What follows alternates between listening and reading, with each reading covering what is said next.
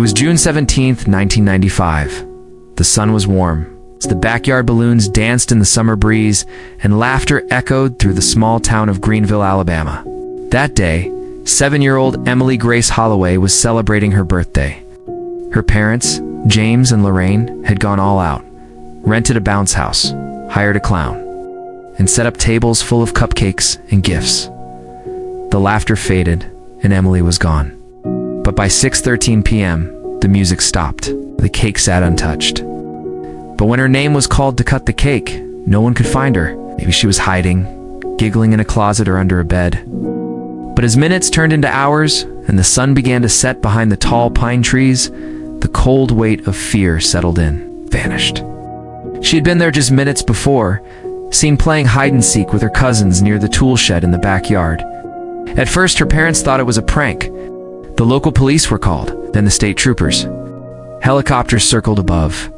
Neighbors were questioned. Cars were stopped at every exit road out of town. Every square inch of the Holloway property was searched. Then the FBI. Dogs sniffed through the woods, but there was no trace of Emily. A girl who vanished from her own birthday party in broad daylight with dozens of people around, and not a single trace was ever found. No scream, no witness, no clue. Only a pink birthday balloon, tangled in a tree branch, and a half-opened gift box left behind with a tiny purple sweater she never got to wear. And then, 30 years of silence. The sun rose gently over the quiet town of Greenville, Alabama. It was the kind of summer day that felt made for joy. Warm golden light touched the Holloway family's backyard as balloons danced in the wind, and a colorful banner hung across the fence. Happy 7th birthday, Emily. After floated through the air, mixing with the scent of vanilla cupcakes and fresh grass. Children ran barefoot on the lawn, their cheeks red with excitement. Lee Grace Holloway was right in the center, her small face glowing with happiness as she clutched her favorite doll and twirled in her new pink dress. The children scattered again, laughing as they searched behind bushes, under tables in the shed, even inside the bounce house.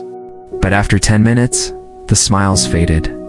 No leads, no suspects. Yeah, just a family frozen in time. A mother who kept Emily's room untouched. A father who never hung another birthday banner again. Sharper, Emily. This isn't funny anymore. Her hands began to shake. Until May 3rd, 2025, when a couple renovating the old Holloway house heard something strange in the walls. Panic had begun to grow in his chest, a tight, cold knot that wouldn't go away. It wasn't just another birthday. Emily was their only child, their miracle baby after years of trying. Someone has my daughter, bring her back. She's only 7. She just wanted cake and balloons. Balloons bobbed in the wind, unaware that the little girl they celebrated had suddenly disappeared. Without a sound, without a trace, restaurants gave food to search crews. Hundreds of people showed up to help, carrying flashlights, flyers, and hope. But every day that passed without a clue felt heavier. No eyewitnesses, no security cameras. The case went cold. The cheerful decorations still hung in the backyard, now faded and forgotten. Rain knocked down the balloons. The cake was thrown away, uneaten. Neighbors joined. They sat by the window night after night, hoping Emily would walk up the driveway, maybe dirty, maybe scared, but alive. But the days turned into weeks, and hope started to crack. Cars slowed down outside the house. Someone called the police. No torn clothing. Nothing that showed where Emily had gone, or who had taken her. Lorraine handed over one taken just before the party. Emily in her pink dress, smiling with cake frosting on her cheek. They made copies and sent them out to every patrol car in the county. Within the hour, police officers, volunteers, and neighbors were combing the area with flashlights and dogs. Search teams spread out in every direction. Through the trees, along the creek behind the house, and down the quiet roads that led out of Greenville. Candles flickered in the breeze. "Emily, time for cake," she called. No answer. "Emily, sweetie." Again, silence. The kids came out of their hiding spots, expecting her to pop out and yell boo any second. She was giggling, counting down with her eyes closed, her back against the wooden door. Blue and red lights flashed outside the Holloway home as local police arrived, followed by state troopers. The backyard that was filled with laughter an hour ago now felt cold and tense. Lorraine sat on the porch, rocking back and forth, whispering Emily's name over and over. James walked in circles around the yard, calling into the woods, his voice cracking with each shout. Emily, please, baby, answer me. 8:9. 10, ready or not, she had shouted before running off barefoot into the trees along the fence. That day was meant to be filled with memories, with photos they'd frame forever. Lorraine snapped pictures as Emily played hide-and-seek with her cousins. James grilled hot dogs, pausing every so often to glance at his daughter with a smile full of pride. Not scratching, not creaking, a voice. Faint, childlike, repeating one haunting sentence. I want to go home now. What came next would unearth a secret so chilling, so heartbreaking, that the entire town would never sleep the same again. If stories like this give you chills, don't forget to hit subscribe and turn on notifications so you never miss a mystery that time tried to bury. America has no shortage of unsolved disappearances, but few leave a scar like the case of Emily Grace Holloway. But sometimes truth doesn't stay buried. Sometimes the walls remember. When they do, they whisper what the world forgot. This is the story of innocence stolen, silence broken, and a voice that refused to die. Her parents, James and Lorraine, had spent weeks planning the party. At 5:55 p.m., Emily was last seen near the tool shed in the corner of the yard. At 6:10 p.m., Lorraine stepped outside holding a cake shaped like a fairy castle. But Emily didn't come. First, everyone thought she was just hiding too well. Lorraine's voice grew louder. James checked the house, the bathroom, her room, every closet. Emily, where are you? By 6:30 p.m., all the guests were helping. The cake still sat on the table, untouched. Candles melted into the frosting. And just like that, Emily was gone. Sirens cut through the summer air just after 7 p.m. The officers moved quickly. They asked for photos of Emily. Helicopters flew overhead that night. Their spotlights swept across fields and rooftops, but there was nothing. No sign of a struggle, no footprints leading away. By midnight, the FBI was involved. Emily's photo was broadcast on local news. Reporters set up outside the Holloway home. Cameras rolled as Lorraine begged, tears falling down her face. Please. The entire town came together. Churches opened their doors. James stopped shaving. Lorraine couldn't sleep. There were no fingerprints, no ransom note. People whispered in the grocery store. Parents held their children tighter. Locked doors became a habit, and a small, peaceful town began to feel haunted. Not by ghosts, but by the silence left behind. Her room untouched. Her small pink bed was still made with the same blanket she had slept under the night before her birthday. Her favorite books sat on the shelf, the last one still open to a page she never got to finish. Her dollhouse stood in the corner, quiet and untouched. The tiny furniture frozen in play. Lorraine dusted it every week, not because she believed Emily would come back that day, but because part of her heart refused to let go. Every season that passed without answers was like a wound that refused to close. Lorraine stopped celebrating holidays. He became known as that man who lost his daughter. People tried to be kind, but they didn't know what to say anymore. Some avoided him in the grocery store, unsure how to face a grief they couldn't understand. The house at 108 Willow Lane had stood mostly empty all those years, quiet and aging. James and Lorraine moved out in 2011. The memories had become too heavy. Every corner of the home whispered her name. They couldn't sleep there anymore. They packed their bags and left behind the walls that once held their entire world. Christmas came and went, with no tree, no lights, one single flame, no cake, no guests, just a small light in the darkness, just silence. She kept Emily's shoes lined up neatly at the front door, just in case someone brought her home. "Oh, how sweet," she said, holding it up to show Mark. He wanted to open the space up. Knock out a wall, maybe add shelves. He joked about letting the house breathe again. Neither of them realized whose drawing it was, or what had happened the day that child never got to celebrate again. Her favorite stuffed bear on the bed, waiting. Some said it was just too sad. Others said they heard things when they walked by at night. So it sat there, slowly falling apart. Weeds grew through the sidewalk, the paint peeled, the shutters hung loose in the wind. Emily's window stayed locked, the curtains still drawn. Emily's picture stayed on the fridge. Dana thought it was just old pipes or mice in the attic. The house was old, after all. Mark even laughed and said, "This place has its own heartbeat." The posters came down. The search parties ended. New families moved in. But she could hear something, a faint, distant voice, like a child humming. The tune was slow and sad, barely above a whisper. She sat up, holding her breath. Objects moved slightly. A glass on the counter, a chair turning just a little. Oh, Dana always felt like someone was watching her, especially near the old living room wall. That part of the house felt colder than the rest, heavier, as if something was pressing down on the air. The sound seemed to come from the hallway. She stepped out of bed, followed it, and it stopped. Clearer, sometimes it was scratching, slow knocking. 3 soft thumps, always from the same spot behind the living room wall. He saw a little girl standing at the edge of their bed. Her face was pale, her dress old-fashioned, and her eyes full of sadness. She didn't speak. She just stared. Ow. When he blinked, she was gone. He laughed it off, but his voice shook a little. Mark checked for rodents. He opened vents, crawled into the attic, and even tapped on the wall with a hammer. Nothing. No nests. No wires. No signs of animals. They were newly married, full of hope, and looking for a quiet place to start fresh. They got the house cheap. Too cheap. But they didn't ask too many questions. They had never heard of the Holloway case. To them it was just an old home with a big backyard and history. Locking doors became routine, even in the middle of the day. Dana fell in love with the big kitchen and garden space. Inside were children's drawings, stick figures, a house, a tree, a little girl holding a balloon. On the back of one page, written in a child's handwriting, were the words, "My birthday is soon. I can't wait." Mark was excited to renovate. He worked in construction and wanted to restore the place himself. They dreamed of new floors, fresh paint, and maybe even a nursery one day. They didn't know they were stepping into a story that had never ended. Birthday parties became smaller, quieter.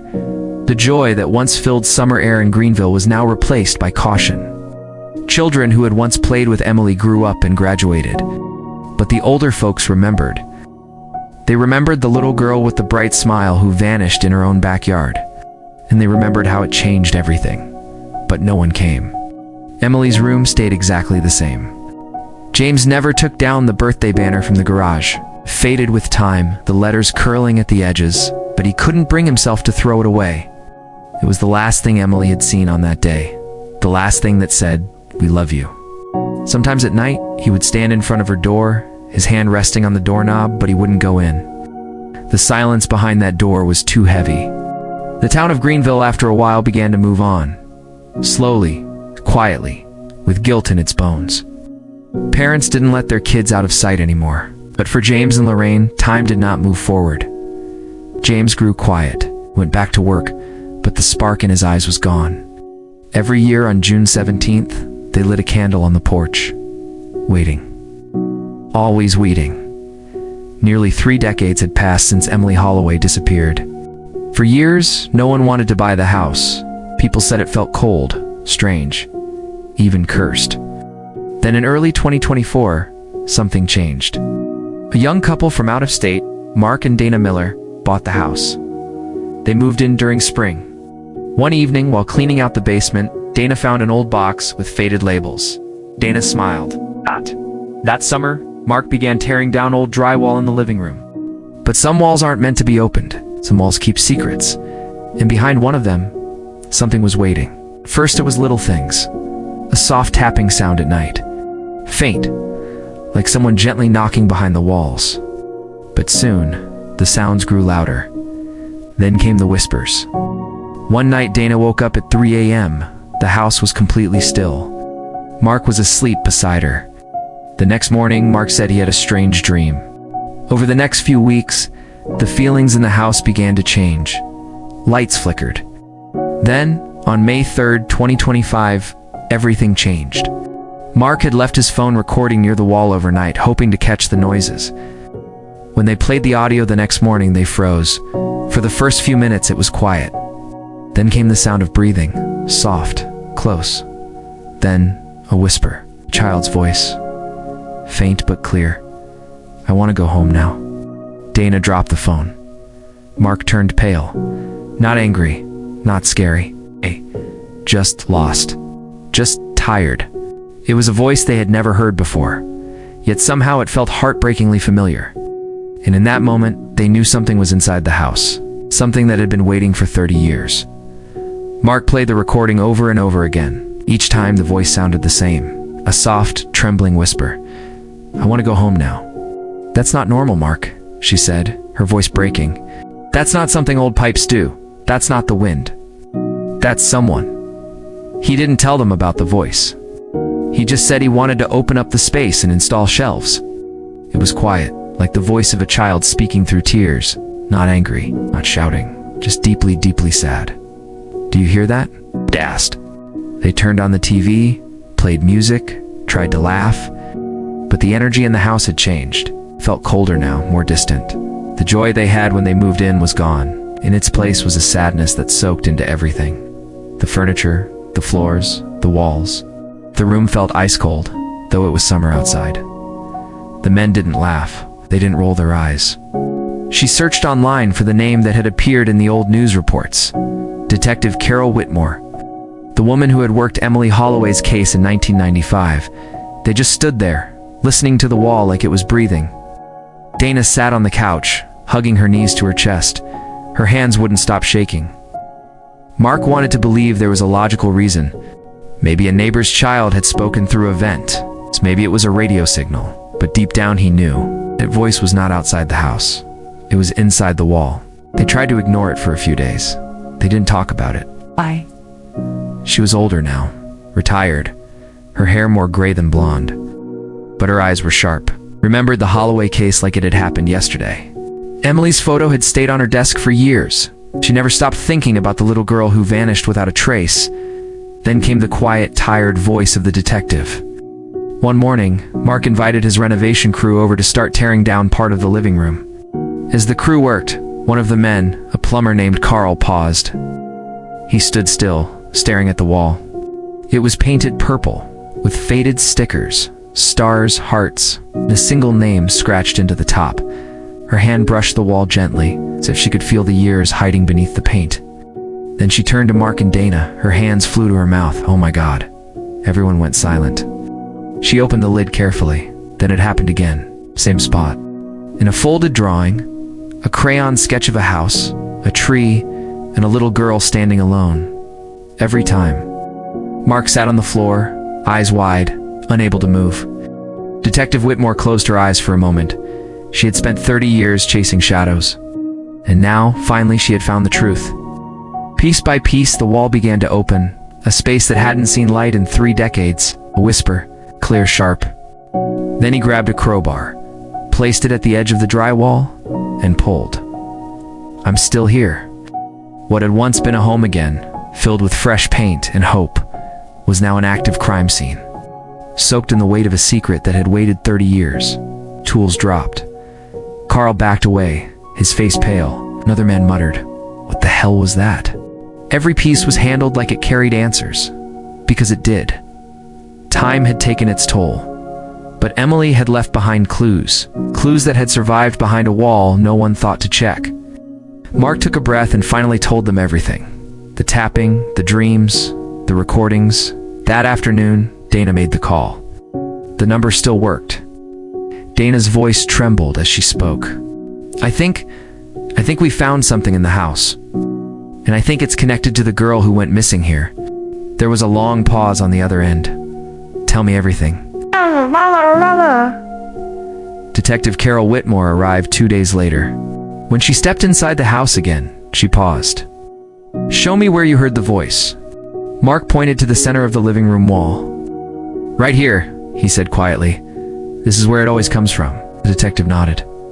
"Let's open it." Mark hesitated for just a moment. The sound of cracking filled the room. Dust spilled out like smoke. And then everything stopped. Because behind the wall, hidden in the darkness, was a small wooden box. The room went silent. Even the air felt frozen. Mark reached in slowly, hands shaking, pulled the box out, and placed it on the floor. "Emily," Dana gasped. Detective Whitmore knelt beside the box. Inside was a small stuffed bear, worn and dusty. A tiny pink shoe. But beneath the box, inside the wall itself, was something else. wrapped tightly in an old piece of fabric, one that matched the dress Emily wore the day she disappeared, were bones, small, fragile, human. Dana turned away, her whole body shaking with grief. Emily had been there the whole time, just a few feet away, waiting for someone to listen. The moment the remains were discovered, everything changed. Detective Whitmore immediately called the local police and FBI. The house was sealed off. Crime scene tape covered the porch. Forensic teams arrived within hours. They carefully collected the bones, the fabric, the toy bear, and the items in the purple box. Every piece was handled like it carried answers, because it did. Time had taken its toll, but Emily had left behind clues. Clues that had survived behind a wall no one thought to check. One of the biggest surprises came from a tiny note folded inside the drawing. The paper was fragile, nearly crumbling with age. Mark couldn't speak. Detective Whitmore just sat in silence, her jaw tight, her eyes full of fire. But the words, written in a child's careful handwriting, were still readable. Within days, it was confirmed. The remains belonged to Emily Grace Holloway. DNA matched with Lorraine and James. There was no more doubt. Emily had never left the house. She had been buried inside its very walls. He told me not to scream. He said it's a game, but I don't want to play anymore. Dana cried when she heard those words. The bones were sent to a lab for testing. But the bigger question still hung in the air like smoke. In 1995, Robert had lived in the guest room in the back of the house for a few months. He had struggled to keep a job and was known to be odd, but no one ever thought he was dangerous. Said he had no idea what they were talking about. But when they showed him the drawing, the bear, and the note, his face changed. He grew quiet. Then he whispered. After all these years, the monster had a name. He had helped set up Emily's birthday party that day. He'd even handed out cupcakes. For 30 years, the town had lived with questions. Now, they finally had an answer, and it came from the one place no one ever suspected. Who did this to her? The answer came from a small fragment found stuck behind the wall, a rusted keychain shaped like a wrench. It was engraved with the letters RH. He went inside the house to get something and found Emily alone in the hallway. He told her to come with him, said it was a secret game. She trusted him because she knew him. That's what made it easy. Detective Whitmore knew that name immediately. It was dark, cramped, and full of dust. When she tried to leave, he blocked her. She started to cry. He moved to Ohio, changed jobs often, and slowly disappeared from family contact. Some cried, some screamed. People gathered outside the old Holloway home, leaving flowers and candles. The same wall he had walked by hundreds of times, never knowing his little girl had been right there. Others held signs demanding justice, unable to believe someone could do something so cruel and hide it so well. Neighbors who once shook Robert's hand now couldn't believe they had shared the same streets with him. The very idea that he had lived among them, free. While Emily's tiny body was trapped inside a wall, it was more than anyone could bear. She walked through every room slowly, running her fingers along the walls. She stood in front of the open space where Emily's tiny remains had been found and whispered, "I'm so sorry. I didn't hear you. I didn't know." Her voice cracked, and for the first time in years, she allowed herself to cry. Not for hope, but for goodbye. Maybe she was still alive somewhere waiting to be found. That hope, though painful, had kept them breathing. But now they knew. She had never left. She had been just a few steps away, inside the house where they once laughed, where they once danced with her, where they once tucked her in. Robert Henderson. He was James Holloway's younger brother, Emily's uncle. After Emily vanished, Robert left town, said he couldn't take the sadness. Now, 30 years later, with fresh evidence in hand, the FBI tracked him down. He was arrested outside his trailer home in Columbus, Ohio, but he didn't try to help her. He didn't call anyone. He didn't feel guilt strong enough to confess. At first, he denied everything. "I didn't mean to hurt her, I just wanted her to be quiet." The room fell still. The truth had finally come out, and it was someone they had once trusted. The news of Robert Henderson's arrest hit Greenville like a lightning strike. Emily's own uncle, a man who had eaten dinner with her family, who who had laughed at her birthday party, who had hugged her parents while pretending to grieve. The betrayal was too big to understand. People were shocked, sickened, and furious. During questioning, Robert finally told the full truth. It wasn't planned, he said. He had been drinking that day. He led her into a small storage space behind the living room wall, a space left over from an old home edition. I told her to be quiet, he said, but she kept crying. I didn't know what to do. His voice was calm. He said he panicked, that it just happened, that he never meant for her to die.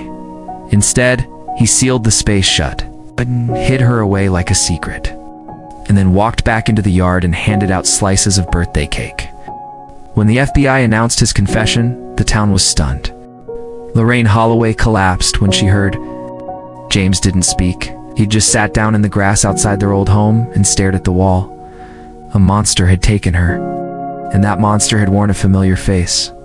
For Lorraine and James Holloway, the truth brought no peace, only pain in a new shape. For years, they had imagined different endings. Maybe Emily had been taken far away. Lorraine returned to the house one final time after the discovery. She walked through every room slowly, running her fingers along the walls. She stood in front of the open space where Emily's tiny remains had been found and whispered, "I'm so sorry." Inside it were Emily's bear, her drawing, and one pink shoe. These were the only pieces left of her short life. "I didn't hear you. I didn't know." Her voice cracked, and for the first time in years, she allowed herself to cry. Not for hope, but for goodbye. James stayed quiet during the funeral, sat in the front row, holding the small purple box that once sat hidden behind the wall. The entire town showed up for her memorial. Hundreds of people gathered at the local park where a new plaque was placed. It read, "Toys donated by children across the country were placed there." Letters from strangers arrived every week. One read, "Dear Emily, we heard you, and we will never stop listening. In memory of Emily Grace Holloway, a light lost too soon. Your voice was never forgotten." Children held white balloons. Parents hugged their little ones tighter. Some brought flowers. Others brought stories. Memories of the sweet, shy girl who once handed out cupcakes and smiled with her whole heart. Some stories never truly end. A musician played a soft lullaby while photos of Emily appeared on a screen. Her first steps, her 7th birthday, her laughter captured in still frames that time couldn't erase. The town, once quiet and unsure, finally had something solid. Not just answers, but truth. And with truth came the chance to heal. Emily's room, the one that had stayed untouched for decades, was now turned into a space of remembrance.